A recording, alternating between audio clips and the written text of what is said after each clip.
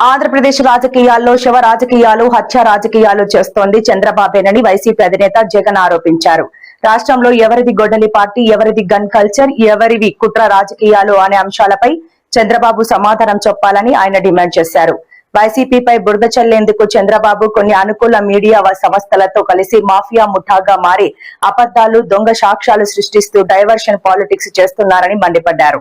అమరావతి ప్లాట్ల స్కాములు చూస్తే, ఇంకా అమరావతిలో అలొకేట్ చేసే ప్లాట్ల స్కాములు చూస్తే చంద్రబాబు నాయుడు గారి మనుషులకు, అంటే ఏబిఎన్ ఆంధ్రజ్యోతి రాధాకృష్ణ గారికి, అశ్విని దత్ గారికి, బలుసు శ్రీనివాసరావు గారికి, బెజవాడ రమేష్ గారికి, ఇలాంటి వారికి, వీరి కాక తన బినామీలకు, ఇలాంటి వారికి అమరావతిలో రోడ్ల పక్కన విలువైన రిటర్నబుల్ ప్లాట్స్ ఇస్తారు. అదే సామాన్య రైతులకు వచ్చేసరికి వాళ్లకు చెరువుల్లోనూ, వాగుల్లోనూ, కుంటల్లోనూ వాళ్ళకి ఇస్తా ఉన్నారు.